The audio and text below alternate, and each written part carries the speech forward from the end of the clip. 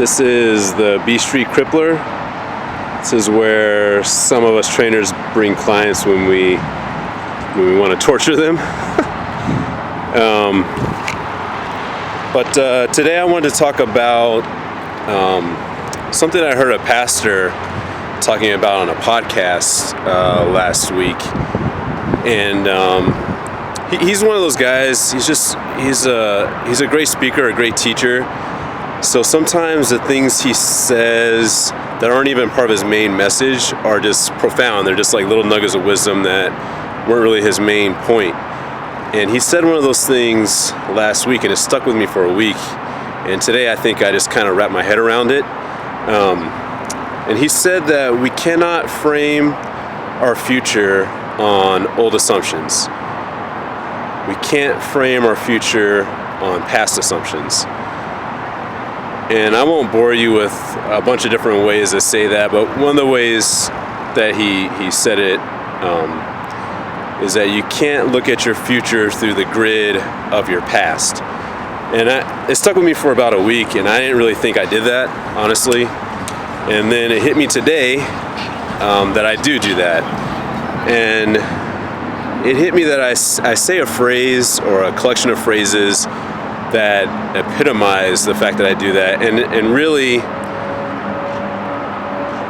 that way of thinking has shaped my identity, or at least how I identify myself. So the phrase, and these phrases I have promised myself I'll never say again. One of them is same old, right? Or someone will ask me, hey Osh, how's the gym? And I'll say, oh, same as always. Or how's your boys? Same as they've always been, boys. That kind of thing. And I realize that those sentences are curses. They're curses on my future, that my future will always be the same as my past, and that nothing new will happen. Nothing will change. Life can't change. I can't change. And I just realized that that's how you get in a rut, right? And that mode of thinking can last for a couple days. Sometimes it lasts for a few years. And the identity piece of that is I used to always say, and I started this when I was a little kid, probably like 6 or 7 is when I remember thinking this way about myself, is that I am the ultimate average guy. Like Osh is average at everything. I can play basketball, I can play baseball, I can play soccer, I can play hockey if I wanted to. I'm not going to be the best guy on the floor, but I'm probably not going to be the worst guy, right? And that's how I thought about myself in everything, is that I was Mr. Average. And that's bad.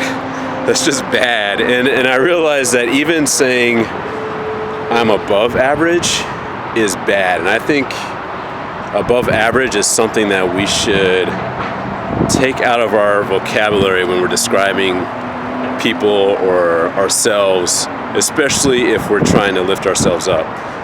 No one should shoot for above average. If you're shooting for above average, you might as well not have that goal, right? The goal shouldn't be above average. The goal should be excellence. So anyway, that's what I've been thinking about. That's what I learned.